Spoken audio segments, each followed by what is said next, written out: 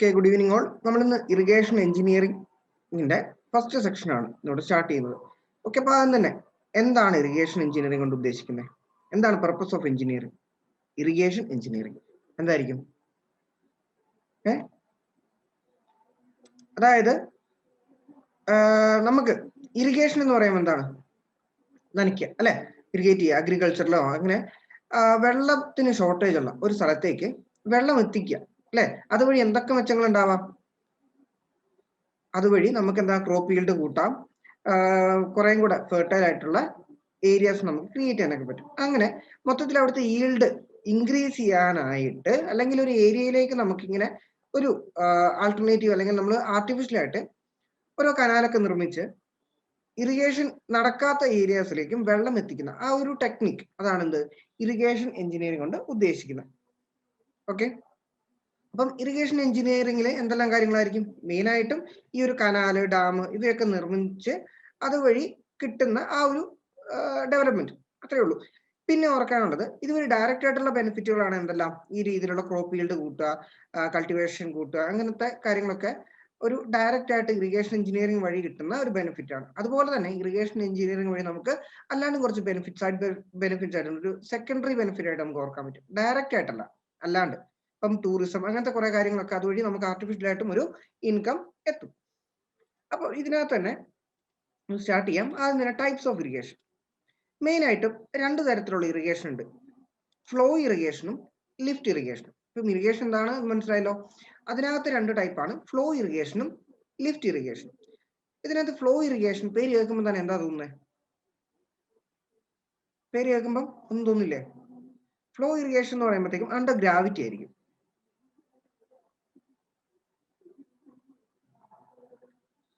അതായത് അതിനകത്ത് നമുക്കിങ്ങനെ പമ്പുകളൊന്നും ഉപയോഗിക്കണ്ട, അല്ലാണ്ട് തന്നെ ഒരു ഹയർ ലെവലിലുള്ള വെള്ളം നമുക്ക് അണ്ടർ ഗ്രാവിറ്റി ഈ കനാലിൽ കൂടെ നമുക്ക് റൺ ചെയ്യുന്ന, അതുവഴി ഒരു ഏരിയ അല്ലെങ്കിൽ ഒരു ഫീൽഡ് ഇറിഗേറ്റ് ചെയ്യുന്നതാണ് ഫ്ലോ ഇറിഗേഷൻ കൊണ്ട് ഉദ്ദേശിക്കുന്നത്. ലിഫ്റ്റ് ഇറിഗേഷൻ എന്തൊക്കെയായിരിക്കും? അപ്പം ലിഫ്റ്റ് ഇറിഗേഷൻ എന്ന് പറയുമ്പോഴത്തേക്കും നമ്മൾ അതിനകത്തുനിന്ന് ഒരു പമ്പോ അല്ലെങ്കിൽ മോട്ടറൊക്കെ ഉപയോഗിച്ച് നമ്മൾ വെള്ളം ലിഫ്റ്റ് ചെയ്ത് ഒരു ഫീൽഡിനെ ഇറിഗേറ്റ് ചെയ്യുന്നതാണ് ലിഫ്റ്റ് ഇറിഗേഷൻ കൊണ്ട് വരിക. സിമ്പിൾ ആണ്, ഒരുപാട് കോംപ്ലിക്കേഷൻ ഒന്നും ഇല്ല അതിനകത്ത്.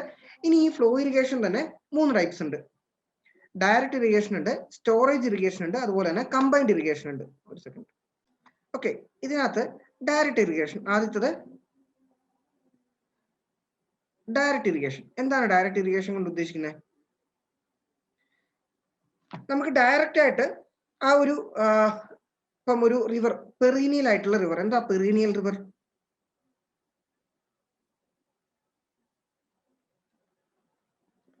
എന്താ പെറീനിയൽ റിവർ? അതായത് ഒരു ഇയറിലെ ത്രൂ ഔട്ട് വാട്ടർ അവൈലബിൾ ആണെങ്കിൽ, അതായത് പറ്റി പോകുന്നില്ല, ഫുൾ ആ ഒരു കംപ്ലീറ്റ് ഇയർ ആ ഒരു റിവറിൽ കൂടെ വെള്ളം ഒഴുകുന്നുണ്ട് എങ്കിൽ അതിനാണ് നമ്മൾ പെറീനിയൽ റിവർ എന്ന് പറയുന്നത്. അപ്പം ഇത്തരം ഒരു പെറീനിയൽ റിവറിൽ നിന്ന് നമുക്കൊരു ഏരിയയിലേക്ക് വെള്ളം എത്തിക്കാൻ സാധിക്കുമെങ്കിൽ അതാണ് ഡയറക്റ്റ് ഇറിഗേഷൻ. അവിടെ നമുക്ക് പ്രത്യേകമായിട്ട് ഒരു സ്റ്റോറേജ്, ഒരു ഡാം ഒന്നും നിർമ്മിക്കേണ്ട, ജസ്റ്റ് നമുക്കൊരു ഡൈവേഷന് വേണ്ടിയിട്ടുള്ള ഒരു വീര് മാത്രം നിർമ്മിച്ചാൽ മതി. Through out the year flow ഉള്ള കേസാട്ടോ പെറീനിയൽ റിവർ.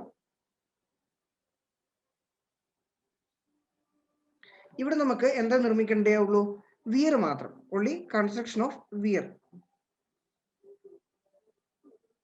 ഈ പേരൊന്ന് ഓർത്തിരിക്കുക. നമ്മൾ വിയറും അതിന്റെ ഡാമും അതിന്റെ കമ്പോണൻസും കാര്യങ്ങളൊക്കെ നമ്മൾ ഇനി പഠിക്കേണ്ട. അതായത് നമുക്ക് ജസ്റ്റ് അവിടെ ഒരു ചെറുതായിട്ട് ഒരു ഡൈവേർഷൻ ഹെഡ് മാത്രം കിട്ടിയാൽ മതി, കനാലിലേക്ക് വെള്ളം ഒന്ന് തിരിച്ചുവിടാൻ വേണ്ടി ഒരു വിയർ മാത്രം, ഒരു ബാരിയർ മാത്രം. അതിനാണ് നമ്മൾ വിയർ എന്ന് പറയുന്നത്. അപ്പം ഇത്തരം ഒരു ഡയറക്റ്റ് അല്ലെങ്കിൽ ഒരു പെറീനിയൽ റിവർ നമുക്ക് അവൈലബിൾ ആണെങ്കിൽ അവിടെ ഒരു ഡൈവേർഷൻ ഹെഡ് വർക്ക്, ജസ്റ്റ് നമ്മളൊരു ബാരിയർ നിർമ്മിച്ച് അതിൽ നിന്ന് കനാലിൽ കൂടെ ഒക്കെ വെള്ളം നമുക്ക് എന്ത് ചെയ്യാൻ പറ്റും?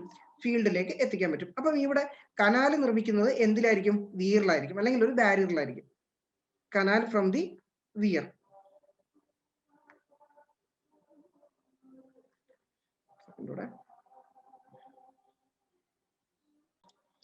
Canal from the weir. Okay, ഇപ്പൊ നമുക്ക് ആദ്യത്തേത് നോക്കി, ഡയറക്റ്റ് ഇറിഗേഷൻ. രണ്ടാമത്തെ സ്റ്റോറേജ് ഇറിഗേഷൻ. അപ്പൊ സ്റ്റോറേജ് ഇറിഗേഷൻ നമുക്ക് ഇപ്പൊ നിങ്ങൾ പണ്ടത്തെ പഠനത്തിൽ നിന്ന് ഒരു മാറ്റം വരേണ്ടത് എന്താണ്? ഈ സമയത്ത് നമുക്ക് മനസ്സിലാക്കേണ്ടത് ക്ലാസിഫിക്കേഷൻ പണ്ട് നമ്മൾ ഓരോന്നും പഠിക്കണം.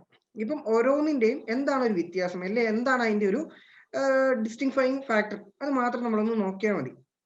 അപ്പം ഇതിനകത്ത് സ്റ്റോറേജ് ഇറിഗേഷൻ, അതായത് സ്റ്റോറേജ് ഫ്ലോ ഇറിഗേഷൻ എന്ന് പറയുമ്പോഴത്തേക്കും അത് നമ്മൾ കൺസ്ട്രക്ട് ചെയ്യുന്നത് ഒരു നോൺ പെറീനിയൽ ആയിട്ടുള്ള റിവറിലായിരിക്കും. നോൺ പെരിനിയൽ റിവർ എന്താ? അതും ഒരു ചോദ്യം തന്നെയാണ് കേട്ടോ. ഒരു ഇയറിലെ ത്രൂ ഔട്ട് നമുക്ക് വെള്ളം അവൈലബിൾ ആണെങ്കിൽ നമ്മൾ അത്തരം റിവേഴ്സിന് അല്ലെങ്കിൽ സോഴ്സിന് എന്ത് പറയും? അത് പെരീനിയൽ സോഴ്സ് ആണ്. നോൺ പെരീനിയൽ പറയുമ്പോൾ എന്താ? ത്രൂ ഔട്ട് വാട്ടർ അവൈലബിൾ അല്ല എങ്കിൽ അതിനെ നമ്മൾ നോൺ പെരീനിയൽ സോഴ്സ് എന്ന് പറയും. അപ്പം ഇത്തരം ഒരു നോൺ പെരീനിയൽ റിവർ ആകുമ്പോഴത്തേക്ക് നമ്മൾ ഓർത്തുകൂടാ ത്രൂ ഔട്ട് ദി ഇയർ നമുക്ക് അതിനകത്തൂടെ വെള്ളം അവൈലബിൾ അല്ല. അപ്പൊ എന്ത് ചെയ്യണം? നമ്മൾ ഒരു നിശ്ചിത കാലം കഴിയുമ്പോഴത്തേക്കും അവിടെ വെള്ളത്തിന് ഒരു സോഴ്സ് ഇല്ലാണ്ടായി പോവാണ് അല്ലെ? അപ്പൊ നമ്മൾ എന്ത് ചെയ്യണം? അവിടെ നമ്മൾ ഒരു ഡാം നിർമ്മിക്കണം. ഡാം നിർമ്മിച്ച് കഴിഞ്ഞാൽ എന്താണ്? ഈ ഒരുപാട് ഫ്ലഡും അല്ലെങ്കിൽ വാട്ടർ വല്ലാണ്ട് അവൈലബിൾ ഉള്ള ആ ഒരു സിറ്റുവേഷനിലെ ഒരുപാട് എക്സസ് ആയിട്ടുള്ള വെള്ളം നമുക്ക് സ്റ്റോർ ചെയ്ത് വെക്കാം.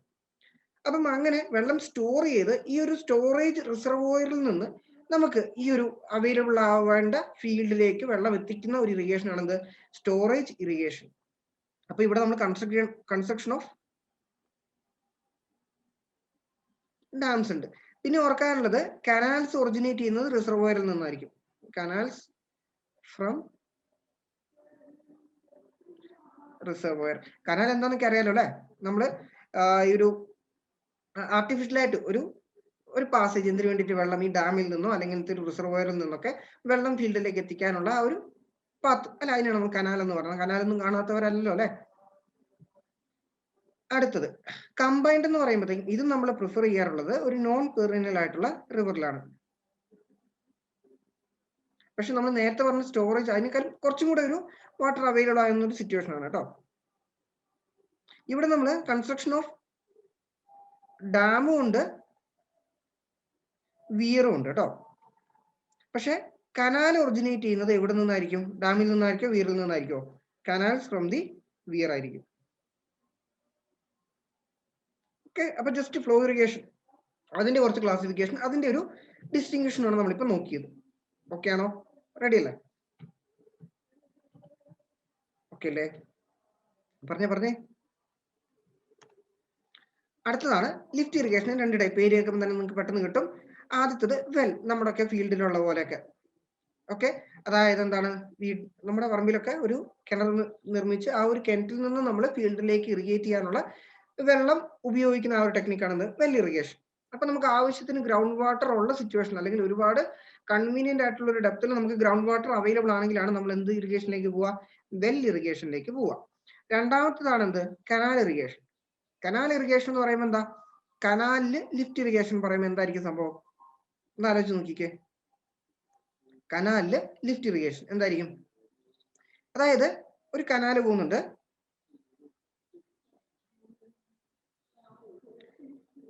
ഈ കനാലിൽ നിന്ന് ഇതിന്റെ ഒരു ഹയർ എലിവേഷനിൽ നിൽക്കുന്ന ഈ ഒരു പ്ലോട്ടിലേക്കൊക്കെ നമുക്ക് വെള്ളം എത്തിക്കണമെങ്കിൽ നമ്മൾ എന്ത് ചെയ്യണം? ഇവിടെ നിന്ന് നമ്മൾ പമ്പ് ചെയ്യണം.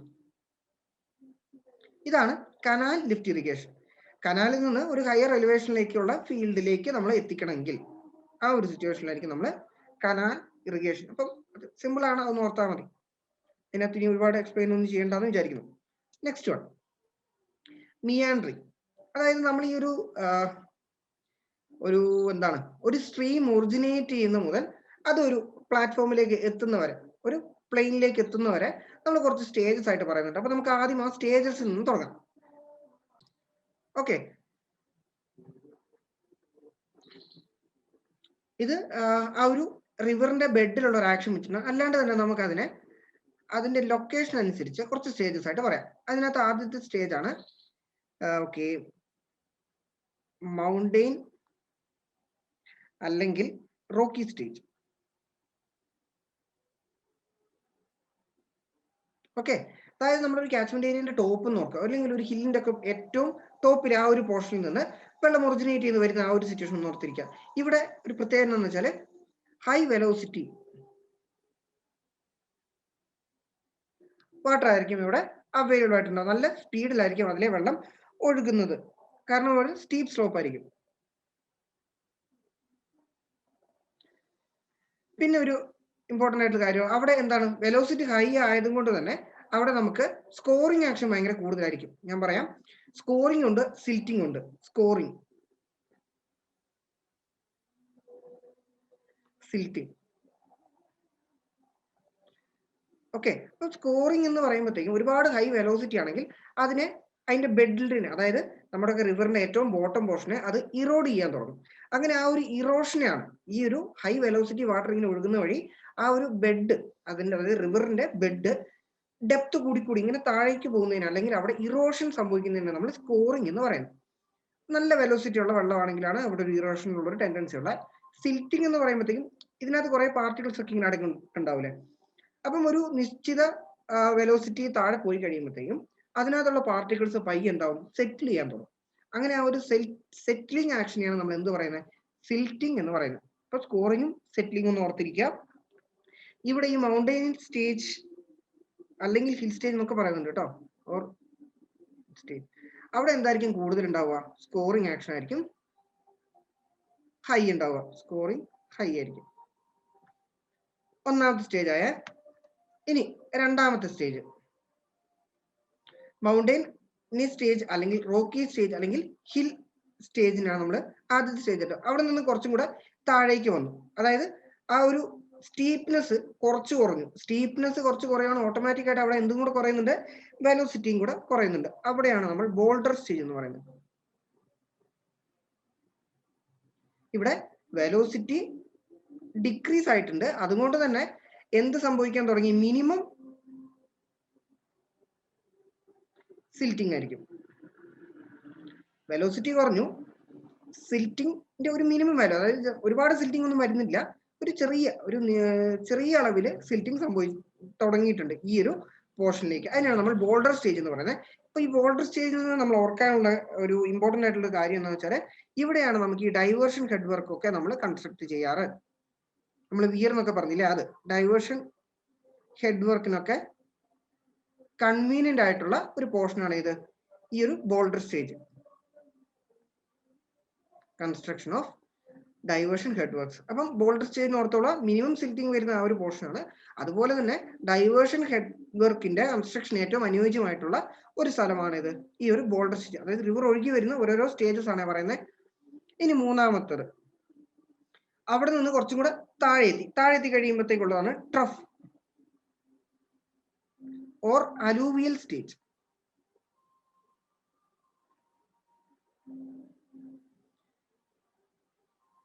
ഓക്കെ, ഇവിടെ എന്താന്ന് വെച്ചാല് കുറച്ചും കൂടെ വെലോസിറ്റി കുറഞ്ഞ് സിൽറ്റിംഗ് കുറച്ചും കൂടെ എന്താണ്, ഇൻക്രീസ് ആവുന്നുണ്ട്. ഓക്കെ, അപ്പം ഇത്തരം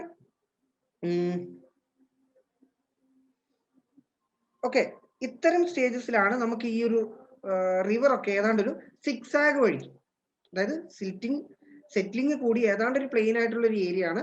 അപ്പോഴാണ് ഒരു സിക്സാഗ് ഫ്ലോ സ്റ്റാർട്ട് ചെയ്യുന്നത്. അവിടെയാണ് നമ്മൾ ഈ മിയാൻഡറിങ് ഒക്കെ സംഭവിക്കാൻ തുടങ്ങുന്നത്. അതായത് റിവർ ഇപ്പൊ നമ്മൾ ഈ കാണുന്ന പോലെ ഒരു സിക്സാഗ് പാത്തിൽ ഒഴുകാൻ തുടങ്ങുന്ന ആ ഒരു ഇതിനാണ് നമ്മൾ എന്ത് പറയുന്നത്, മിയാൻഡർ എന്ന് പറയുന്നത്. പേര് കിട്ടുന്നുണ്ടോ, മിയാൻഡർ. ഓക്കെ, പറയാം. മിയാൻഡറിങ് മൊത്തം നമുക്ക് പറയാനുണ്ട്. അപ്പം ഈ ട്രഫ് അല്ലെങ്കിൽ അലുവിയൽ സ്റ്റേജിലാണ് എന്ത് സംഭവിക്കുന്നത്, മിയാൻഡറിങ് വരുന്നത്. അതുപോലെ തന്നെ ഓർക്കേണ്ട ഒരു കാര്യമാണ്, ഈ ട്രഫ് അല്ലെങ്കിൽ അലുവിയൽ സ്റ്റേജിലാണ് എന്തും കൂടെ വരുന്നത്,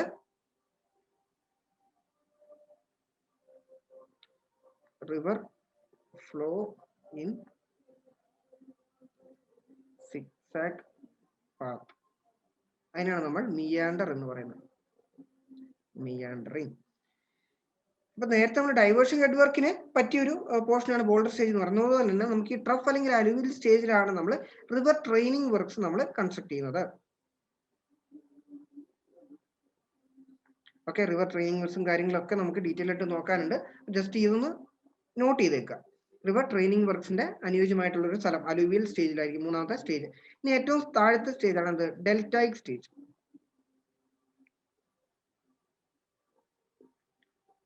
എന്താ ഡെൽറ്റ എന്നറിയാവോ? ഓക്കെ, കുറെ നേരം ഞാൻ പറയുന്നത് നിങ്ങൾ കൂടുതൽ പറയാൻ ശ്രമിച്ചു. എന്താണ് ഡെൽറ്റൈക് സ്റ്റേജ്? ഡെൽറ്റൈക് സ്റ്റേജിൽ എന്താ സംഭവിക്കുന്നത്, ഡെൽറ്റാസ് ഫോം ചെയ്യണം അല്ലെ. എന്താ ഡെൽറ്റാസ്? അതായത് ഒരു റിവർ ഇങ്ങനെ വരുന്നു, അത് പല പല ട്രിബ്യൂട്ടറീസ് അല്ലെങ്കിൽ ചെറിയ ചെറിയ റിവേഴ്സ് ഒക്കെ ആയിട്ട് പോകുന്നു. ഇങ്ങനെ ഫോം ചെയ്യുന്ന അല്ലെങ്കിൽ ഇങ്ങനെ സ്പ്ലിറ്റ് ആവുന്ന സിറ്റുവേഷനിൽ നമുക്ക് ഈ ഒരു നടുവിലത്തെ പോർഷനിൽ ഒരു ചെറിയ ചെറിയ ലാൻഡ് പോലെ ഇങ്ങനെ രൂപപ്പെട്ട് വരാം, ട്രയാങ്കിൾ പോർഷൻ അല്ലെങ്കിൽ ഏതെങ്കിലും ഒരു ഷേപ്പിൽ ഇങ്ങനെ ഫോം ചെയ്യുന്ന ഈ ഒരു ലാൻഡിനെയാണ് അല്ലെങ്കിൽ ആ ഒരു ഏരിയനാണ് നമ്മൾ എന്ത് പറയുന്നത്, ഡെൽറ്റ എന്ന് പറയുന്നത്. അതായത് ഒരു റിവർ വന്ന് സ്പ്ലിറ്റ് ചെയ്ത് പല പല പാർട്സ് ആയിട്ട് പോകുന്ന ഒരു സ്റ്റേജ് ആണ് ഇത് ഡെൽറ്റായിക് സ്റ്റേജ്. അവിടെയാണ് ഈ ഒരു ഡെൽറ്റാസ് ഒക്കെ ഫോം ചെയ്യുന്നത്. അത്രയേ ഉള്ളൂ അതിനകത്ത്. അവിടെ നമുക്ക് ഒന്നിന്റെ തന്നെ കൺസ്ട്രക്ഷൻ പറ്റത്തില്ല. No irrigation works can be done in the deltaic stage. കാരണം അവിടെ വല്ലാണ്ട് സിൽറ്റിങ് സംഭവിക്കുന്നുണ്ട്. അതുപോലെ തന്നെ ഫുൾ ഇങ്ങനെ ഒരു അക്യുമുലേഷൻ വരാൻ ചാൻസ് ഉള്ളത് കൊണ്ട് നമ്മൾ അവിടെ ഇറിഗേഷൻ വർക്ക്സ് അല്ലെങ്കിൽ അങ്ങനത്തെ ഒരു കൺസ്ട്രക്ഷൻ നമ്മൾ അവിടെ ചെയ്യുന്നില്ല. അപ്പം ഇതിനകത്ത് ഏതെങ്കിലും ഞാൻ ഒന്നുകൂടെ പറഞ്ഞു തരണമെങ്കിൽ നിങ്ങൾക്ക് ചോദിക്കാം. റിവർ ട്രെയിനിങ് വർക്ക്സ് എന്ന് പറയുമ്പോൾ ജസ്റ്റ് നമ്മൾ പല രീതിയിൽ അതിനകത്തേക്ക് ഒരു ഡീവിയേഷൻസ് കാര്യങ്ങളൊക്കെ വരുത്താനായിട്ട് നമ്മൾ ഓരോരോ മോഡിഫിക്കേഷൻ വരുത്തുന്നുണ്ട്. നമ്മൾ പറഞ്ഞുതരാം, കുഴപ്പമില്ല. ബാക്കി കാര്യങ്ങൾ നോക്കിയേ. ഓക്കെ ആണോ? അതായത് അലുവിയൽ സ്റ്റേജിന്റെ അല്ലെ, അലുവിയൽ സ്റ്റേജ് മനസ്സിലായല്ലോ. ബോൾഡർ സ്റ്റേജ് എന്ന് പറയുമ്പോൾ വെലോസിറ്റി കുറഞ്ഞ് ഏതാണ്ട് സിൽറ്റിംഗ് തുടങ്ങുന്നേ ഉള്ളൂ. ജസ്റ്റ് ഒരു മിനിമം സിൽറ്റിംഗിൽ എത്തിക്കും. അതിനേക്കാളും എന്താണ് കുറച്ചും കൂടെ വെലോസിറ്റി കുറഞ്ഞ് കുറച്ചും കൂടെ ഒരു പ്ലെയിനിലേക്ക് എത്തുമ്പോഴാണ് നമ്മൾ ഈ അലുവിയൽ സ്റ്റേജ് അല്ലെങ്കിൽ ട്രഫ് സ്റ്റേജ് എന്ന് പറയുന്നത്. അപ്പം അവിടെ എന്താ സംഭവിക്കുന്നത്? വെലോസിറ്റി മിനിമം ആയിരിക്കും, വെലോസിറ്റി വല്ലാണ്ട് കുറഞ്ഞിട്ടുണ്ട്. അതുകൊണ്ട് തന്നെ ഈ ഹൈ വെലോസിറ്റി ഇല്ലാത്ത കൊണ്ട് ഒരു പ്ലെയിനിൽ എത്തിക്കഴിയുമ്പോൾ എന്താണ്, വെള്ളം ഒരു സിക്സാക് പാത്ത് അല്ലെങ്കിൽ അതൊരു സ്ട്രെയിറ്റ് പാത്തിൽ നിന്ന് വിട്ട് ഒരു പരമാവധി ഒരു സിക്സാക് മാനറിൽ ഒഴുകാൻ തുടങ്ങും.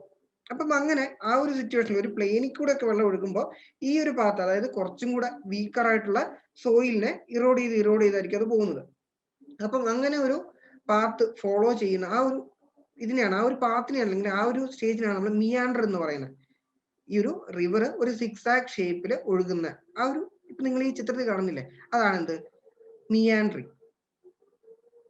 ഇനി അവിടെ എന്താ സംഭവം എന്ന് വെച്ചാൽ അവിടെ നല്ലോണം എന്ത് സംഭവിക്കുന്നു, വെലോസിറ്റി കുറഞ്ഞത് കൊണ്ട് സിൽറ്റിങ് കുറച്ചും കൂടെ കൂടുന്നുണ്ട് ഓരോ സ്റ്റേജിലും. അതായത് ഹൈ വെലോസിറ്റിയിൽ നിന്ന് വെലോസിറ്റി കുറയുമ്പോഴത്തേക്കും സ്കോറിംഗ് ആക്ഷനേക്കാളും കൂടുതൽ സിൽറ്റിംഗിലേക്ക് വരും. അതായത് സ്കോറിംഗ് ആക്ഷൻ കുറഞ്ഞ് സിൽറ്റിംഗ് ഇൻക്രീസ് ചെയ്ത് വരും.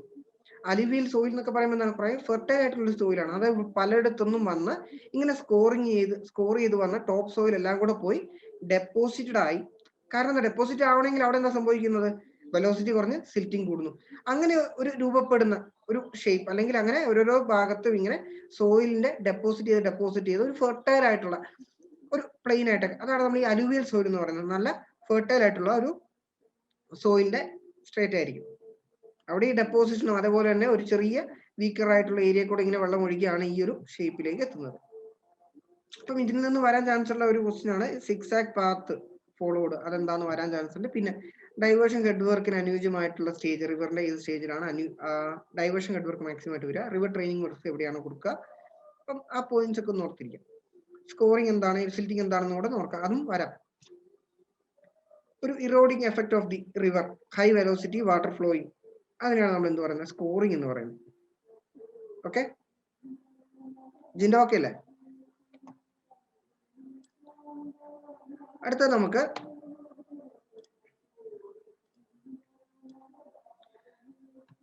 ഇനി പല സ്റ്റേജസ് ആണ് പറയാനുള്ളത്. അപ്പം ജസ്റ്റ് ആ ഒരു ആക്ഷൻ അനുസരിച്ച് പറയുന്നതാണ് കേട്ടോ.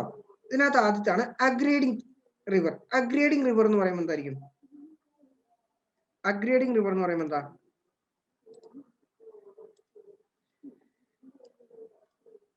ഓക്കെ, അഗ്രേഡിങ് റിവർ എന്ന് പറയുമ്പോഴത്തേക്കും അതിന്റെ ഡെപ്ത് ഇങ്ങനെ കൂടിക്കൂടിയിരിക്കുകയാണ്. അതായത് ഈ ഒരു സ്കോറിംഗ് ആക്ഷൻ കൂടുന്ന ഒരു സാഹചര്യം ഒന്ന് ഓർത്തിരിക്കുക. സ്കോറിംഗ് ആക്ഷൻ വല്ലാണ്ട് പ്രീഡോമിനേറ്റ് ആവുകയാണ്. അപ്പൊ എന്താ സംഭവിക്കുക, ഇതിന്റെ ഡെപ്ത് ഇങ്ങനെ കൂടിക്കൊണ്ടിരിക്കും. അങ്ങനെ ഡെപ്ത് ഇൻക്രീസ് ചെയ്യുന്ന ആ ഒരു സിറ്റുവേഷൻ അല്ലെങ്കിൽ ആ ഒരു പ്രോസസ് ആയിരിക്കും ഇവിടെ സിൽറ്റിംഗ് ആക്ഷൻ ആണ്. അഗ്രേഡിങ് എന്ന് പറയുമ്പോഴത്തേക്കും ഡെപ്ത് കൂടിക്കൂടിയിരിക്കുകയാണ്. പറയാം,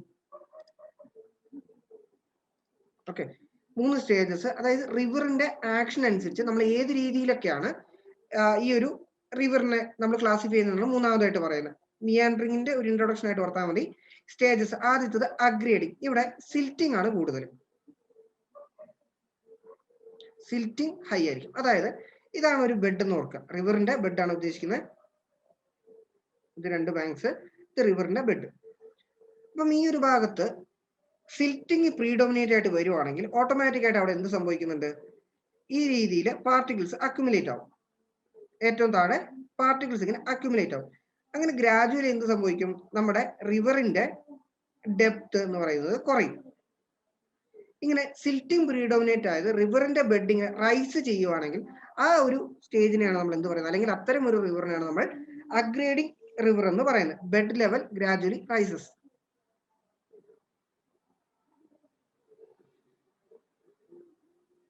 ഓക്കെ.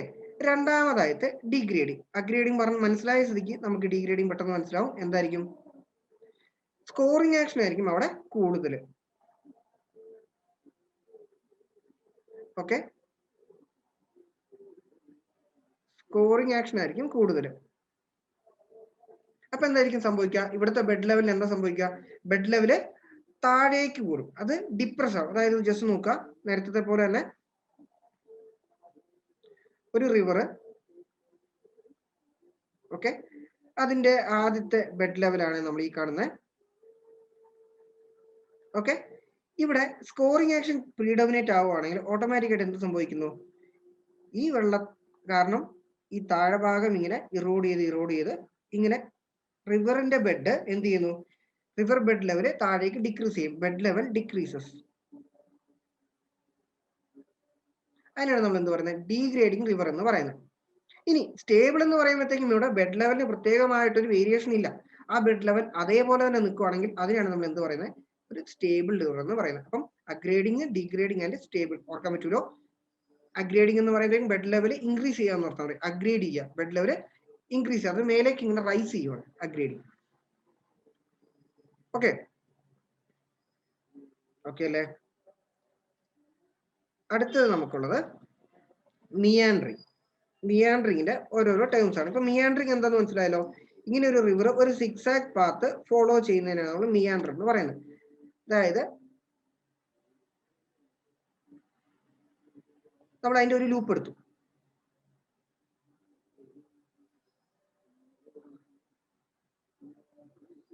ഓക്കെ, ഇത് അതിന്റെ ഒരു ലൂപ്പാണ്. മിയാൻഡറിന്റെ ലെങ്ത് ആണ് ആദ്യത്തെ പാരാമീറ്റർ. മിയാൻഡറിന്റെ ലെങ്ത്, അതായത് ഇതിന്റെ ഫ്ലോ ഈ രീതിയിലല്ലേ.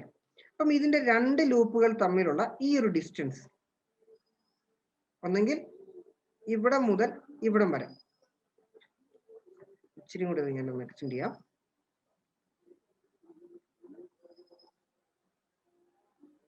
രണ്ട് കൺസിക്യൂട്ടീവ് ലൂപ്പുകളുടെ സിമിലർ ആയിട്ടുള്ള പോയിന്റ്സ് തമ്മിലുള്ള ഈ ഒരു ലെങ്ത്, ഈ ഒരു ഡിസ്റ്റൻസിനാണ് നമ്മൾ എന്ത് പറയുന്നത്? മിയാൻഡറിന്റെ ലെങ്ത് എന്ന് പറയുന്നത്. ഓക്കെ, രണ്ട് കൺസിക്യൂട്ടീവ് ആയിട്ടുള്ള ലൂപ്സിന്റെ കറസ്പോണ്ടിങ് പോയിന്റ്സ് തമ്മിലുള്ള ഈ ഒരു ഹൊറിസോണ്ടൽ ലെങ്ത്, അതിനെയാണ് നമ്മൾ എന്ത് പറയുന്നത്? Meandering length. It's denoted by ml. അതിന്റെ ഡെഫിനിഷൻ ആയിട്ട് പറയുകയാണെങ്കിൽ ടാൻജൻഷ്യൽ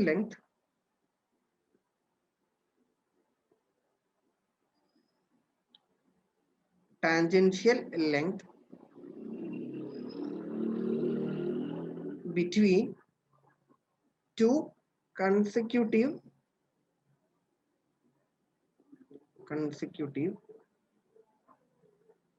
corresponding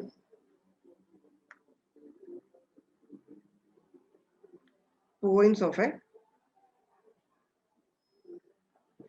meander. അതായത് രണ്ട് കറസ്പോണ്ടിങ്, അതായത് ഇത് രണ്ട് ലൂപ്പാണ്, രണ്ട് ലൂപ്പുകളുടെ കറസ്പോണ്ടിങ് പോയിന്റ്സ് തമ്മിലുള്ള ഈ ഒരു ടാൻജൻഷ്യൽ ലെങ്ത് അല്ലെങ്കിൽ ഈ ഒരു മിനിമം ലെങ്തിനെയാണ് നമ്മൾ എന്ത് പറയുന്നത്? മിയാൻഡറിന്റെ ലെങ്ത് എന്ന് പറയുന്നത്. ഇപ്പം ഇവിടെ നമ്മൾ എടുത്തെങ്കിൽ അടുത്ത ലൂപ്പിലും അതേ ഒരു portion. Okay, tangential length between two consecutive corresponding points of A meander, അതിനെയാണ് നമ്മൾ മിയാൻഡർ ലെങ്ത് എന്ന് പറയുന്നത്. അടുത്തത് മിയാൻഡറിന്റെ വിഡ്ത്ത്. മിയാൻഡറിന്റെ വിഡ്ത്ത് എന്ന് പറയുമ്പോൾ എന്തായിരിക്കും? ഇപ്പൊ നമ്മൾ രണ്ട് കൺസിക്യൂട്ടീവ് ലൂപ്പുകളുടെ കറസ്പോണ്ടിങ് പോയിന്റ്സ് എടുത്തു. ഇനി മിയാൻഡറിന്റെ വിഡ്ത്ത് എന്ന് പറയുമ്പോഴത്തേക്കും ഇവിടെ നോക്കാം, ഈ ഒരു പോയിന്റ്, ഒരു ലൂപ്പിന്റെ ഈ ഒരു പോയിന്റ് മുതൽ അടുത്ത ലൂപ്പിന്റെ ഈ ഒരു പോയിന്റ് വരെ ഈ ഒരു ഡിസ്റ്റൻസ്, ഇതിനെയാണ് നമ്മൾ എന്ത് പറയുന്നത്? മിയാൻഡറിന്റെ വിഡ്ത്ത് MB എന്നാണ് ഡിനോട്ട് ചെയ്യുന്നത്. MB മനസ്സിലാവുന്നുണ്ടോ? മിയാൻഡറിന്റെ വിഡ്ത്ത്. അതായത് ഇവിടെ നമുക്കൊരു ക്ലോക്ക് വൈസ് ആയിട്ടുള്ള ഒരു ലൂപ്പും ആന്റി ക്ലോക്ക് വൈസ് ആയിട്ടുള്ള ഒരു ലൂപ്പും, ഇതിന്റെ എക്സ്ട്രീം ആയിട്ടുള്ള പോയിന്റ്സ് തമ്മിലുള്ള ഈ ഒരു ഡിസ്റ്റൻസിനെയാണ് നമ്മൾ എന്ത് പറയുന്നത്? മിയാൻഡറിന്റെ വിഡ്ത്ത്. ഒന്നുകൂടെ ഓർക്കുക, ഇതൊരു ക്ലോക്ക് വൈസ് ലൂപ്പ്, ഇതൊരു ആന്റി ക്ലോക്ക് വൈസ് ലൂപ്പ്. ഇങ്ങനെ തിരിഞ്ഞിട്ട് അടുത്തത് ഇങ്ങനെ തിരിഞ്ഞു അല്ലെ. അപ്പൊ ക്ലോക്ക് വൈസ് ലൂപ്പിന് ശേഷം ഒരു ആന്റി ക്ലോക്ക് വൈസ് ലൂപ്പ് വന്നു. അപ്പം ഇതിന്റെ രണ്ടിന്റെയും കൂടെ ഈ ഒരു എക്സ്ട്രീം പോയിന്റ്സ് തമ്മിലുള്ള ആ ഒരു ഡിസ്റ്റൻസ്, എത്രമാത്രം വീതിയിലാണ് മിയാൻഡറിങ് വന്നത്, ആ ഒരു ഡിസ്റ്റൻസിനാണ് നമ്മൾ എന്ത് പറയുന്നത്? മിയാൻഡറിന്റെ വിഡ്ത്ത് എന്ന് പറയുന്നത്. ഡെഫിനിഷൻ മനസ്സിലായോ?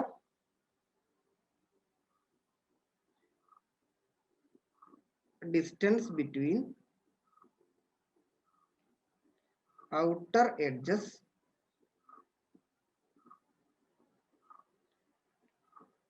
of one clockwise and the adjacent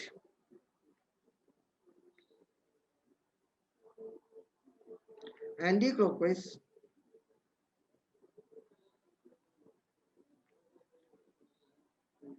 loops of a meander.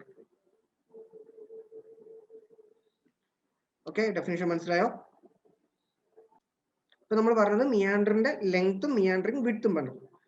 ഇനി ലെങ്ത്തും വിഡ്ത്തും പറഞ്ഞിട്ടുണ്ടെങ്കിൽ നമ്മൾ ചുമ്മാ അതിനെ ഒരു റേഷ്യോ ആയിട്ട് പറയും. ഇതിനെയാണ് നമ്മൾ മിയാൻഡറിങ് റേഷ്യോ എന്ന് പറയുന്നത്. മിയാൻഡറിങ് റേഷ്യോ എന്ന് പറയുമ്പോഴത്തേക്കും നിങ്ങൾക്ക് ഞാൻ 3 ഓപ്ഷൻ തരാം. വെറുതെ പറഞ്ഞു നോക്കുന്നോ?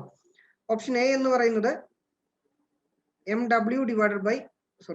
MB divided by ML, B ML divided by MB, C none of the above. എന്താണ് 3 ഓപ്ഷനിൽ ഏതെങ്കിലും ഒന്ന് പറഞ്ഞേ. ഞാൻ പറഞ്ഞിട്ടില്ല, പറയാം, പക്ഷെ നിങ്ങളൊന്ന് ആലോചിച്ച് നോക്കിയിട്ട് ചുമ്മാ ഒന്ന് പറഞ്ഞു നോക്കുക. ഇതിനകത്ത് ഏതായിരിക്കും? MB divided by ML ആണോ, ML divided by MB ആണോ? ഇത് രണ്ടും അല്ലേ? ഒരു ആൻസർ പറയണം എല്ലാവരും.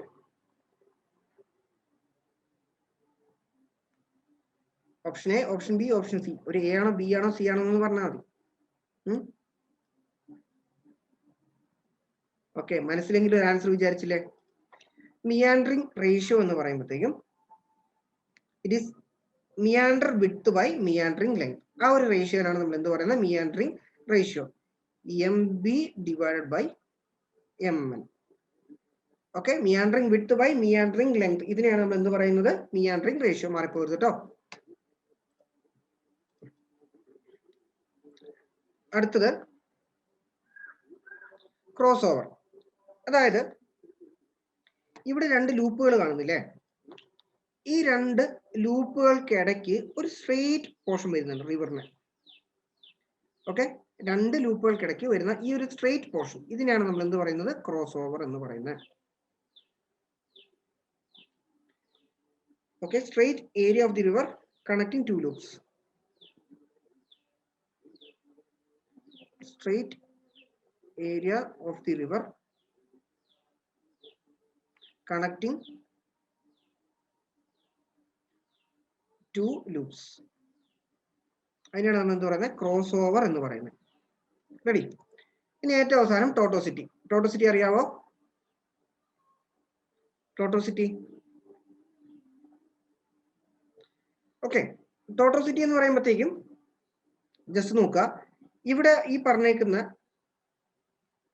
ഈ ഒരു മിയാൻഡറിന്റെ ലൂപ്പിലെ ഈ ഒരു curved length, okay, curved length divide by ഇത് തമ്മിലുണ്ടാവുന്ന ഈ ഒരു സ്ട്രെയിറ്റ് ടാൻജൻഷ്യൽ ലെങ്ത്, ഇതിനാണ് നമ്മൾ എന്ത് പറയുന്നത്? ടോട്ടോസിറ്റി എന്ന് പറയുന്നത്. Ratio of curved length to the meandering length.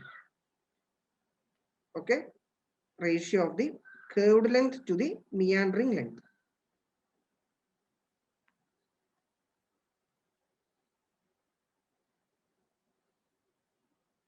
Ratio of curved length by meandering ലെങ്തിനെയാണ് നമ്മൾ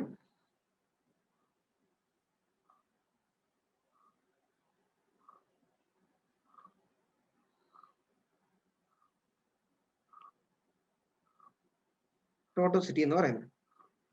ഓക്കെ, അപ്പൊ ഓർത്തോളുക, മിയാൻഡറിങ് ലെങ്ത് എന്താണെന്ന് പഠിക്കുക, മിയാൻഡറിങ് വിഡ്ത്ത് പഠിക്കുക, മിയാൻഡറിങ് റേഷ്യോ, ക്രോസ് ഓവർ, ടോട്ടോസിറ്റി. ഇത്ര ഓക്കെ ആണോ? ഓക്കെ അല്ലെങ്കിൽ പറഞ്ഞു.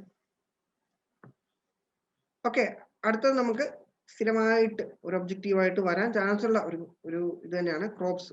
അതിന്റെ സീസൺ അനുസരിച്ച് നമ്മൾ അതിനെ ക്ലാസിഫൈ ചെയ്യുന്നു, അതിന്റെ എക്സാമ്പിൾസും പഠിക്കണം. ഓക്കെ, അപ്പൊ മെയിൻ ആയിട്ട് നമുക്ക് അതിന്റെ സീസൺ ഓഫ് കൾട്ടിവേഷൻ അനുസരിച്ച് നമുക്ക് അതിനെ 4 ആയിട്ട് തിരിക്കാം. Rabi crop, kharif crop, zaid crop, perennial crop. ഇതിനകത്ത് നമ്മൾ റാബി ക്രോപ്പ് എന്ന് പറയുന്നത് അത് സോ ചെയ്യുന്നത് ഏതാണ്ട് ഒരു ഒക്ടോബർ മാസം, അത് ഹാർവെസ്റ്റ് ചെയ്യുന്നത് മാർച്ച് മാസത്തിലാണ്. ബാക്കി വായിക്കില്ല, എന്റെ കൂടെ തന്നെ വായിച്ചു പോണേ. ഒക്ടോബർ ടു മാർച്ച് ആണ് അതിന്റെ കൾട്ടിവേഷൻ സീസൺ എന്ന് പറയുന്നത്. അപ്പം ഒക്ടോബറിൽ സോയിങ് ചെയ്യുന്നു, മാർച്ചിൽ ഹാർവെസ്റ്റ് ചെയ്യുന്നു. സോയിങ് എന്ന് പറയുമ്പോൾ നമ്മൾ ആ വിത്ത് വിതയ്ക്കുന്നതിനാണ് നമ്മൾ സോയിങ് എന്ന് പറയുന്നത്. ഹാർവെസ്റ്റിംഗ് എന്ന് പറയുമ്പോൾ എന്താണ്? നമ്മൾ അതിന്റെ കൊയ്യുന്നത്. അതാണ് ഹാർവെസ്റ്റിംഗ്. അതിന്റെ ഫലം നമ്മൾ എടുക്കുന്നതാണ് ഹാർവെസ്റ്റിംഗ് എന്ന് പറയുന്നത്. അപ്പോൾ അതിന്റെ കുറച്ച് എക്സാമ്പിൾസ് കൂടെ പഠിക്കണം, ഇമ്പോർട്ടന്റ് ആണ്. Wheat, peas, barley, mustard, gram, linseed, oats and pulses. ഇതൊക്കെയാണ് എന്തിൽ വരിക? റാബി ക്രോപ്പിന്റെ എക്സാമ്പിൾ. അതിനകത്ത് സ്ഥിരമായിട്ട് കണ്ട ക്വസ്റ്റ്യൻസ് വീറ്റ് വരാം, മസ്റ്റാർഡ്, ഗ്രാം, പൾസസ്, ഓട്സും കൂടെ നോക്കുക. ഇത്രയെങ്കിലും ഓർത്തിരിക്കണം. ഏതാണ്? റാബി ക്രോപ്പ്. റാബി ക്രോപ്പിന്റെ മറ്റൊരു പേരാണ് വിന്റർ ക്രോപ്പ് അല്ലെങ്കിൽ ഓട്ടം ക്രോപ്പ്. ഇനി അടുത്തത് രണ്ടാമത്തത് ഖാരിഫ് ക്രോപ്പ്. ജൂൺ മുതൽ ഒക്ടോബർ വരെ. ജൂണിൽ നമ്മൾ സോയിങ് നടത്തുന്നു, ഒക്ടോബറിലായിരിക്കും ഹാർവെസ്റ്റ് ചെയ്യുന്നത്. ഇതിന്റെ മറ്റൊരു പേരാണ് ഇത് മൺസൂൺ ക്രോപ്പ്. ഓക്കെ, അപ്പൊ ഇതിന്റെ എക്സാമ്പിൾസ് റൈസ് അല്ലെങ്കിൽ പാഡി എന്നൊക്കെ വരാം, maize, soybean, cotton, groundnut, jowar, bajra, മില്ലറ്റും വരാറുണ്ട് കേട്ടോ. Millet, bajra, jowar, groundnut. ഇതിനകത്ത് ഇമ്പോർട്ടൻ്റ് ആയിട്ട് ഓർക്കേണ്ടത് റൈസ് ഓർക്കണം, മെയ്സ് ഓർക്കണം, കോട്ടൺ, ഗ്രൗണ്ട്നട്ട്. ഏതിന്റെ എക്സാമ്പിൾ ആണ്? ഖാരിഫ് ക്രോപ്സിന്റെ എക്സാമ്പിൾസ് ആയിട്ട്. ഓക്കെ, ഇനി ഖാരിഫിന്റെയും റാബിന്റെയും ഇടയ്ക്ക് നമ്മൾ കൾട്ടിവേറ്റ് നടത്തുന്ന ക്രോപ്സ് ആണ് സെയ്ദ് ക്രോപ്സ്. അതിന്റെ example watermelon, cucumber, bitter guard. Okay, watermelon, cucumber and bitter guard ആണ് ഏതിന്റെ എക്സാമ്പിൾ? സെയ്ദ് ക്രോപ്പിന്റെ എക്സാമ്പിൾസ്. നേരത്തെ നമ്മൾ പെറീനൽ ക്രോപ്പ്, പെറീനൽ റിവർ പറഞ്ഞു. അതുപോലെ നമുക്ക് പെറീനൽ ക്രോപ്പ് ഉണ്ട്, ത്രൂ ഔട്ട് ദി ഇയർ നമുക്ക് എപ്പോൾ വേണമെങ്കിലും കൾട്ടിവേറ്റ് ചെയ്യാം. അതിന്റെ എക്സാമ്പിൾസ് ഫ്രൂട്ട്സും വെജിറ്റബിൾസ് ഒക്കെയാണ് അതിന്റെ എക്സാമ്പിൾസ് കേട്ടോ, പെറീനിയൽ ക്രോപ്പ്. ഇനി നമ്മൾ ഡ്രൈ ക്രോപ്പ്, വെറ്റ് ക്രോപ്പ് എന്ന് കേട്ടിട്ടുണ്ടോ? Dry crop, wet crop. അതായത് വെള്ളത്തിന്റെ ആവശ്യമുണ്ട് അല്ലെങ്കിൽ നമ്മൾ ഇറിഗേഷൻ നടത്തേണ്ട ക്രോപ്സിനെയാണ് നമ്മൾ എന്ത് പറയുന്നത്? Requires irrigation. അതിനെയാണ് നമ്മൾ വെറ്റ് ക്രോപ്പ് എന്ന് പറയുന്നത്. ഡ്രൈ ക്രോപ്പ് എന്ന് പറയുമ്പോഴത്തേക്ക് എന്താണ്? ഇങ്ങനെ ഒരു ഇറിഗേഷൻ അല്ലെങ്കിൽ വാട്ടറിന് ഒരുപാട് റിക്വയർമെന്റ് ഇല്ല, നമ്മൾ ഇറിഗേറ്റ് ചെയ്യേണ്ട ആവശ്യമില്ലാത്ത ക്രോപ്സ് ആണ് ഡ്രൈ ക്രോപ്സ്. ഇത് ഇങ്ങനെ തന്നെ ക്വസ്റ്റ്യൻ ചോദിച്ചിട്ടുണ്ട് കേട്ടോ. പ്രീവിയസ് ഈ അടുത്ത് നടന്ന എക്സാമുകളിൽ നിന്ന് ക്വസ്റ്റ്യൻ എടുത്ത് നോക്കിയാൽ നിങ്ങൾക്ക് ക്വസ്റ്റ്യൻ കാണാം. ക്രോപ്സ് വിച്ച് റിക്വയർസ് ഇറിഗേഷൻ, അതിന്റെ ഓപ്ഷൻസ് ആയിട്ട് ഡ്രൈ ക്രോപ്പ്, വെറ്റ് ക്രോപ്പ്, അങ്ങനെ 4 ഓപ്ഷൻസ് വരും. അതിനകത്ത് ഏതായിരിക്കും വരിക? വിച്ച് റിക്വയർസ് ഇറിഗേഷൻ ആണെങ്കിൽ വെറ്റ് ക്രോപ്സ് ആയിരിക്കും. ഓക്കെ, അപ്പൊ നമ്മള് ക്രോപ്സ് അതിന്റെ ടൈപ്സും കാര്യങ്ങളൊക്കെ പഠിച്ചു. നമ്മൾ ശരിക്കും ആ ഒരു കൺസ്ട്രക്ഷനിലേക്കൊന്നും പോയിട്ടില്ല. അതിന്റെ മുമ്പ് തന്നെ ഇറിഗേഷന്റെ റിക്വയർമെന്റ് അറിയാൻ വേണ്ടിയിട്ട് അല്ലെങ്കിൽ അതൊന്ന് മനസ്സിലാക്കാനായിട്ട് സോയിലിനകത്തുള്ള വെള്ളത്തിന്റെ അളവും അതുവഴി അതിനകത്ത് വരുന്ന കുറച്ച് ആക്ഷൻസ് നമുക്ക് നോക്കാം. ഓക്കെ ആണോ? സോയിലിനകത്ത് നമ്മൾ ഇറിഗേറ്റ് ചെയ്യുമ്പോഴത്തേക്കും അതിനകത്ത് എത്രമാത്രം വെള്ളം ഈ ഒരു പ്ലാന്റ് കിട്ടുന്നുണ്ട്, എന്തോരം അല്ലാണ്ട് പോകുന്നുണ്ട്, എത്ര വെള്ളം കുറഞ്ഞാല് നമുക്ക് ഈ ഒരു നമ്മുടെ ക്രോപ്പ് ഉണങ്ങിപ്പോവും, ഇതൊക്കെ ഡിറ്റർമൈൻ ചെയ്യുന്ന ഒരു കാര്യങ്ങൾ, അതിന്റെ ഒരു ആസ്പെക്ട് ആണ് നമ്മൾ നോക്കുന്നത്. തുടങ്ങാം.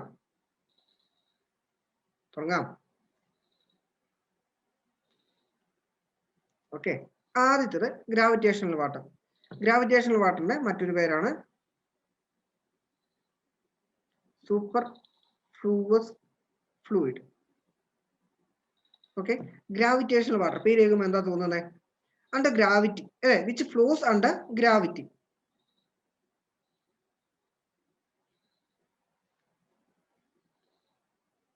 അതായത് ഈ സോയിൽ എത്തിയാലും സോയിൽ ഇറങ്ങിയാലും അത് അണ്ടർ ഗ്രാവിറ്റി താഴേക്ക് ഇങ്ങനെ പോവുകയാണ്. അത് സോയിലിന്റെ അല്ലെങ്കിൽ ക്രോപ്പിന് അവൈലബിൾ അല്ല, ഇറ്റ്സ് നോട്ട് അവൈലബിൾ. കാരണം എന്താ? അണ്ടർ ഗ്രാവിറ്റി അത് താഴേക്ക് പോവുകയാണ്. സോയിലിൽ തങ്ങി നിൽക്കുന്ന വെള്ളമാണ് ക്രോപ്പുകൾക്ക് എടുക്കാൻ പറ്റുന്നത്. അത് ഈ സോയിലിൽ തങ്ങി നിന്നിട്ട് എത്ര ഡെപ്ത് വരെ വെള്ളം ഈ റൂട്ടിന് വലിച്ചെടുക്കാമെന്ന് പറയുന്നതാണ് റൂട്ട് സോൺ ഡെപ്ത് എന്ന് പറയും കേട്ടോ. റൂട്ട് സോൺ ഡെപ്ത്,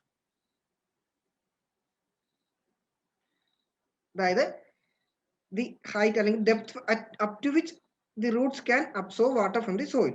എത്ര ആഴം വരെ റൂട്ടുകൾക്ക് ഈ ഒരു വെള്ളം എടുക്കാൻ സാധിക്കും. ഇപ്പൊ റൈസിന്റെ കേസിൽ പറയുവാണെങ്കിൽ റൂട്ട് സോൺ ഡെപ്ത് എന്ന് പറയുന്നത് 90 സെന്റിമീറ്റർ ആണ്. 90 സെന്റിമീറ്റർ താഴെ വരെയുള്ള വെള്ളം ഈ ഒരു റൈസിന്റെ വേരുകൾക്ക് എടുക്കാൻ പറ്റും. അപ്പം അതുപോലെ എത്ര ഡെപ്ത് വരെ വെള്ളം ഇങ്ങനെ നമുക്ക് റൂട്ടിന് എടുക്കാൻ പറ്റും, അതിൽ താഴെ പോയി കഴിഞ്ഞാൽ അവൈലബിൾ ആയിരിക്കുമല്ലോ. അപ്പം അങ്ങനെ താഴേക്ക് പോകുന്ന വെള്ളത്തിനാണ് നമ്മൾ ഗ്രാവിറ്റേഷണൽ വാട്ടർ അല്ലെങ്കിൽ സൂപ്പർഫ്ലൂവസ് ഫ്ലൂയിഡ് എന്ന് പറയുന്നത്. ഇറ്റ് ഈസ് നോട്ട് അവൈലബിൾ, നമുക്ക് പ്ലാന്റ്സിന്റെ ഗ്രോത്തിന് അവൈലബിൾ അല്ലാത്ത വാട്ടറാണ്. അടുത്തത് ഹൈഗ്രോസ്കോപ്പിക് വാട്ടർ. ഹൈഗ്രോസ്കോപ്പിക് വാട്ടറും നോട്ട് അവൈലബിൾ ആണ്. അവൈലബിൾ അതായത് നമുക്ക് നമ്മുടെ ഈ സോയിൽ ഗ്രെയിൻസിന് വെള്ളം പിടിച്ചു വെക്കാൻ, അല്ലെങ്കിൽ ആ പോർസിലുള്ള വെള്ളമാണ് നമുക്ക് എന്തിലേക്ക് കിട്ടുന്നത്, നമുക്ക് റൂട്ടുകൾക്കൊക്കെ വലിച്ചെടുക്കാൻ പറ്റുന്നത്. അപ്പം എത്രയൊക്കെ നമ്മൾ ഈ ഒരു സോയില് ഡ്രൈ ചെയ്തപ്പം ഓവൻ ഡ്രൈ ഒക്കെ ചെയ്താലും അതിനകത്തൊരു നിശ്ചിത വാട്ടർ ഉണ്ടാവും. ഓക്കെ, അപ്പം ആ ഒരു വാട്ടർ നമുക്ക് ഒരു ഇതിലും നമുക്ക് അതിനെ വലിച്ചെടുക്കാൻ പറ്റാത്ത ആ ഒരു പാർട്ടിക്കിൾസ് അല്ലെങ്കിൽ ആ ഒരു പെർസെന്റേജ് ഓഫ് വാട്ടറിനാണ് നമ്മൾ എന്ത് പറയുന്നത്, ഹൈഗ്രോസ്കോപ്പിക് വാട്ടർ എന്ന് പറയുന്നത്. അതായത് റൂട്ടുകൾക്ക് വലിച്ചെടുക്കാൻ പറ്റാത്ത ആ ഒരു വാട്ടർ, അതിന്റെ മേലെ മാത്രമേ നമുക്ക് എന്ത് ചെയ്യാൻ പറ്റൂ, ഈ ഹൈഗ്രോസ്കോപ്പിക് വാട്ടറിന്റെ മേലെ പോയാൽ മാത്രമേ നമുക്ക് എന്ത് ചെയ്യാൻ പറ്റുള്ളൂ, വെള്ളം ഇങ്ങനെ വലിച്ചെടുക്കാൻ സാധിക്കത്തുള്ളൂ. അപ്പൊ ഹൈഗ്രോസ്കോപ്പിക് വാട്ടർ എന്ന് പറയുമ്പോഴത്തേക്കും അത് പെർമനന്റ് ആയിട്ട് ഈ ഒരു സോയിൽ ഗ്രെയിൻസിൽ അടങ്ങിയിരിക്കുന്ന വെള്ളമാണ്, റൂട്ടുകൾക്ക് വലിച്ചെടുക്കാൻ പറ്റത്തില്ല. ഓക്കെ, നോട്ട് അവൈലബിൾ, എന്താണ്, stored in the soil grains. Soil ഗ്രെയിൻസുകൾ അടക്കി വെച്ചിരിക്കുന്ന വെള്ളം എന്തിനു വേണ്ടിയിട്ട്, റൂട്ടുകൾക്ക് വിട്ടുകൊടുക്കത്തില്ല. അതാണ് ഹൈഗ്രോസ്കോപ്പിക് വാട്ടർ. അടുത്തത് കാപ്പിലാരിറ്റി വാട്ടർ. കാപ്പിലാരിറ്റി വാട്ടർ എന്ന് പറയുമ്പോഴത്തേക്കും എന്താണ്, ഇത് രണ്ടിന്റെ ഇടയ്ക്കുള്ള, അതായത് അഗെയിൻസ്റ്റ് ഗ്രാവിറ്റി, ഗ്രാവിറ്റിക്ക് എതിരെ നിന്ന് സോയിലിന്റെ ഈ ഒരു ഗ്യാപ്പിലൊക്കെ തങ്ങി നിൽക്കുന്ന ആ ഒരു വാട്ടറിനാണ് നമ്മൾ കാപ്പിലാരിറ്റി വാട്ടർ എന്ന് പറയുന്നത്. It is the water available for plants stored against gravity. Stored against gravity in the pores. ഈ ഒരു സോയിലിനകത്തിരിക്കുന്ന പോർസിലൊക്കെ തങ്ങി നിൽക്കുന്ന ആ ഒരു വെള്ളം, അതാണ് നമുക്ക് റൂട്ടുകൾക്ക് available for the Roots.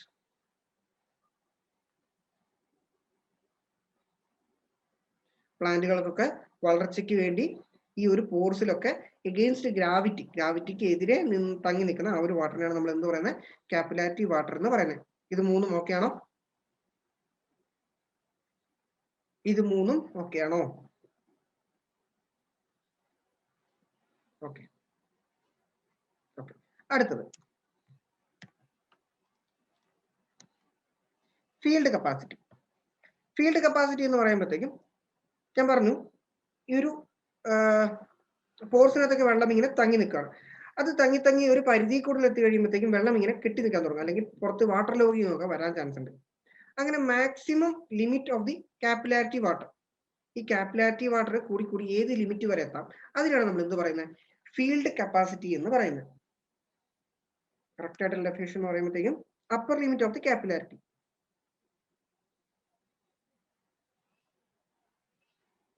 upper limit of capillarity.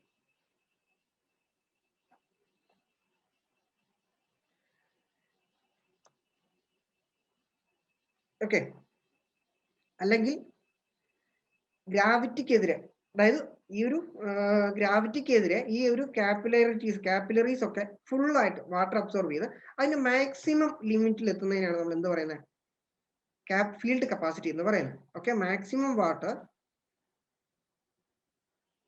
stored against gravity.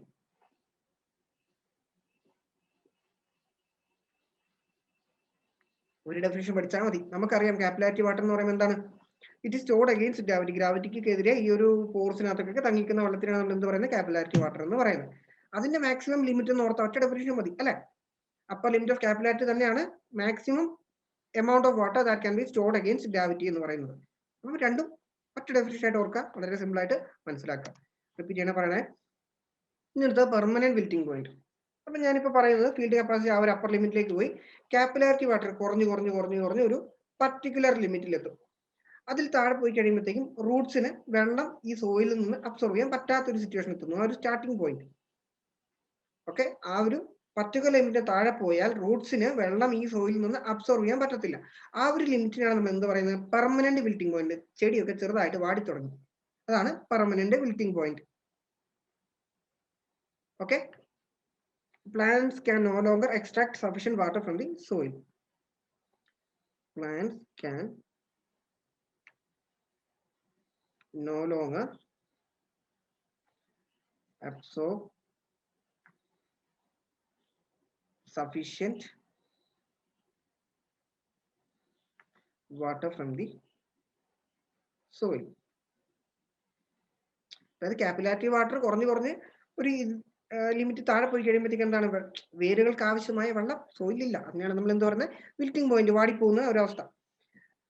അതും കുറച്ചും കൂടെ താഴെ പോയി കഴിയുമ്പോഴത്തേക്കും പിന്നെ നമ്മൾ വെള്ളം കൊടുത്താലും ഈ പ്ലാന്റുകൾക്ക് എന്ത് ചെയ്യാൻ പറ്റത്തില്ല, വളരാൻ പറ്റില്ല. പ്ലാന്റ് ഏതാണ്ട് ഡെഡായി, അതിന്റെ ലിമിറ്റ് കുറഞ്ഞ് പിന്നെ no longer the plant can absorb water from the soil. കുറെ കാലത്തേക്ക് ഈ ഒരു പെർമനന്റ് വിൽറ്റിംഗ് പോയിന്റ് പെർസിസ്റ്റ് ചെയ്യുവാണെങ്കിൽ അതെന്ത് ചെയ്യാം, പ്ലാന്റ്സിനെ ഡെഡ് ആക്കി പോവാം. അങ്ങനെ ആ ഒരു പർട്ടിക്കുലർ ലിമിറ്റിനെയാണ് നമ്മൾ എന്താ പറയുന്നത്, അൾട്ടിമേറ്റ് വിൽറ്റിംഗ് പോയിന്റ് എന്ന് പറയുന്നത്.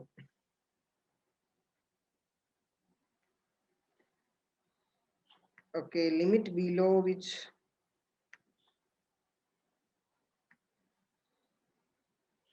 Plant dies. ഓക്കെ, നല്ല എക്സ്പ്ലനേഷൻ അല്ലേ. ഇതിന് വേറൊരു പേരും കൂടെ ഉണ്ട്, പെർമനന്റ് വിൽറ്റിംഗ് പോയിന്റിന് വേറൊരു പേരും കൂടെ ഉണ്ട്, വിൽറ്റിംഗ് കോഎഫിഷ്യന്റ്. നോട്ട് ചെയ്തേക്കണം, വിൽറ്റിംഗ് കോഎഫിഷ്യന്റ്.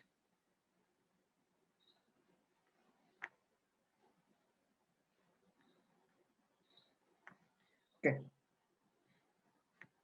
അടുത്തത് അൾട്ടിമേറ്റ് വിൽറ്റിംഗ് പോയിന്റ് ഓക്കെ ആണോ? ഇനി അവൈലബിൾ മോയ്സ്ചർ കണ്ടന്റ്. അപ്പൊ ജസ്റ്റ് നോക്കാം, നമ്മുടെ പെർമനന്റ് വിൽറ്റിംഗ് പോയിന്റ് മുതൽ എവിടം വരെ, ഫീൽഡ് കപ്പാസിറ്റി മാക്സിമം ലിമിറ്റ് അല്ലേ. ഞാൻ ജസ്റ്റ് ഒരു ഗ്രാഫ് പോലെ വരയ്ക്കാം. ഏറ്റവും താഴെ നമ്മുടെ ഹൈഗ്രോസ്കോപ്പിക് വാട്ടർ ലെവൽ. ഓക്കെ, ഏറ്റവും താഴെ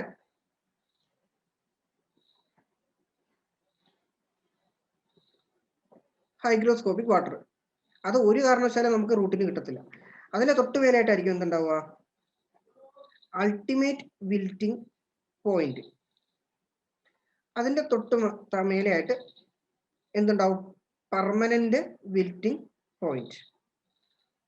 ഓക്കെ, പെർമനന്റ് വിൽറ്റിംഗ് പോയിന്റിന്റെ താഴെ വാട്ടറിന്റെ ആ ഒരു കണ്ടന്റ് കുറഞ്ഞു കഴിഞ്ഞാൽ എന്ത് സംഭവിക്കും, റൂട്ട്സിന് ആവശ്യമായിട്ടുള്ള വെള്ളം കിട്ടാണ്ട് വരുന്നുണ്ട്. ഓക്കെ അല്ലേ. ഇതിന് മേലേക്കുള്ളതാണ് എന്ത്, കാപ്പിലാരിറ്റി വാട്ടർ. ആ കാപ്പിലാരിറ്റി വാട്ടറിന്റെ മാക്സിമം പോയിന്റ് ആണ് ഇത്, കാപ്പിലാരിറ്റി വാട്ടറിന്റെ മാക്സിമം ലെവൽ. അതായത് അതിനെന്താ പറയാ, പറഞ്ഞു, അതിനെന്താ പറയാ, ഫീൽഡ് കപ്പാസിറ്റി.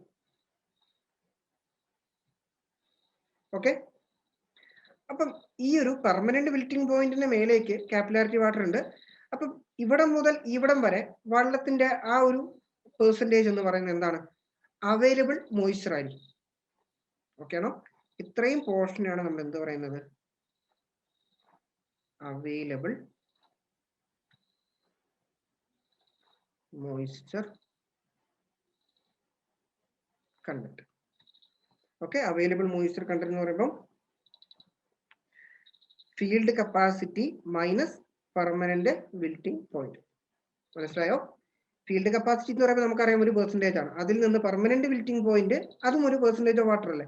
അപ്പം ഇതിന്റെ ഡിഫറൻസ് ആയിരിക്കും എന്തായിട്ട് വരിക, അവൈലബിൾ മോയ്സ്ചർ കണ്ടന്റ് എന്ന് പറഞ്ഞു വരുന്നത്. ഓക്കെ ആണോ? ഓക്കെ, ഇതിനകത്ത് എന്തെങ്കിലും സംശയം ഉണ്ടെങ്കിൽ ചോദിക്കാം. ഓക്കെ, അടുത്തത്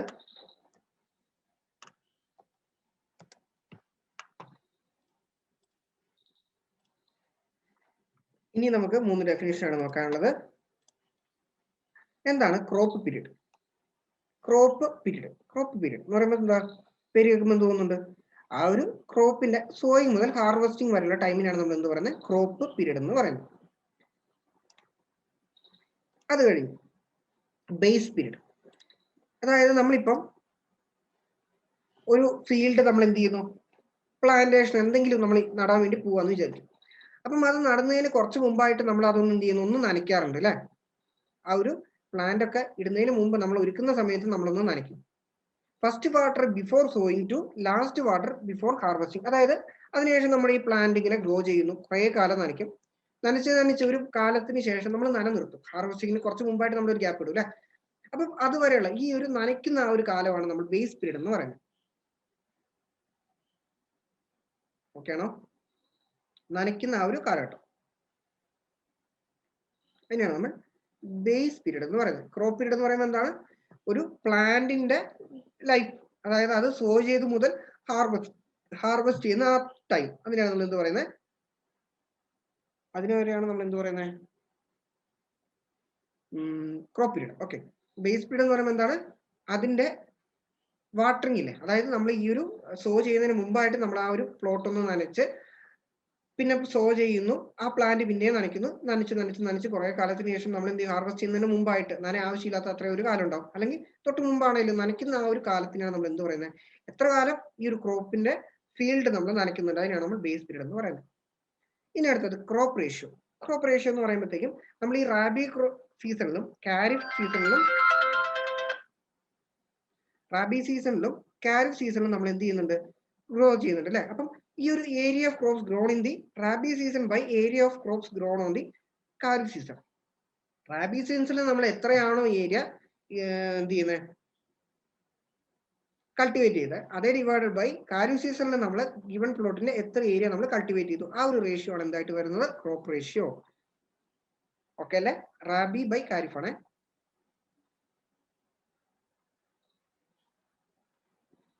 base period ready, crop period ready. Okay, അത് മനസ്സിലായിട്ടുണ്ട്. ഞാനൊരു ചോദ്യം ചോദിക്കാം. ഇതിനകത്ത് ക്രോപ്പ് പീരീഡ് ആണോ ബേസ് പീരീഡ് ആയിരിക്കോ വലുത്? ക്രോപ്പ് പീരീഡ് ആണോ ബേസ് പീരീഡ് ആയിരിക്കോ വലുത്?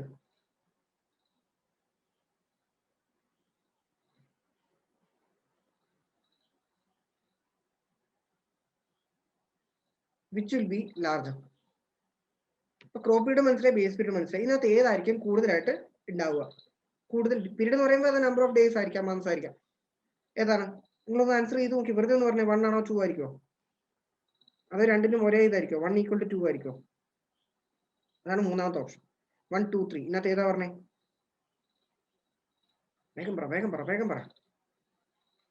ഞാൻ നിങ്ങളോട് കാരണം ഒന്നും ചോദിക്കൂല. അപ്പൊ നിങ്ങൾക്ക് ഒരു ആൻസർ പറഞ്ഞു നോക്കിക്കൂടെ? 2 ആണെന്ന് ജിൻഡോ പറയുന്നുണ്ട്. ബാക്കി ആൾക്കാരോ? 2. ഷാക്കിറിൻ 2 പറയുന്നു. ഓക്കെ, 2 തന്നെയാണ്. അതിന്റെ റീസൺ ഇതാണ്. റീസൺ ചിലപ്പോൾ വേഗം കിട്ടും, കുഴപ്പമൊന്നുമില്ല, അത്ര കോംപ്ലിക്കേറ്റഡ് ആയിട്ടുള്ള പരിപാടിയൊന്നുമില്ല. ആദ്യം നമ്മൾ ഫീൽഡ് ഒരുക്കുന്നു. ഓക്കെ, ഇതാണ് നമ്മുടെ പ്ലോട്ട്. ആദ്യം നമ്മൾ സ്റ്റേജ് 1 ആയിട്ട് നമ്മൾ ആ പ്ലോട്ട് നമ്മൾ ഇറിഗേറ്റ് ചെയ്യുന്നു. ഓക്കെ, ഇറിഗേഷൻ നടത്തുന്നത് ഇതാണ് 1. ഇതിന് ശേഷം നമ്മൾ എന്ത് ചെയ്യുന്നു, അവിടെ നമ്മൾ സോയിങ് നടത്തുന്നു. ഇതാണ് നമ്മുടെ പ്ലാന്റ്. ഇത് രണ്ടാമത്തെ സ്റ്റേജ്. ഈ സോയിങ്ങിന്റെ സമയത്ത് നമ്മൾ എന്ത് ചെയ്യുന്നുണ്ട്, ഇറിഗേഷൻ നടത്തുന്നുണ്ട്. ഓക്കെ, ഒരു പർട്ടിക്കുലർ സമയത്തിന് ശേഷം നമ്മൾ എന്ത് ചെയ്യുന്നു, നിർത്തി കുറെ കാലത്തിന് ശേഷം നമ്മൾ എന്ത് ചെയ്യുന്നു, ഇതിനെ ഹാർവെസ്റ്റ് ചെയ്യുന്നു.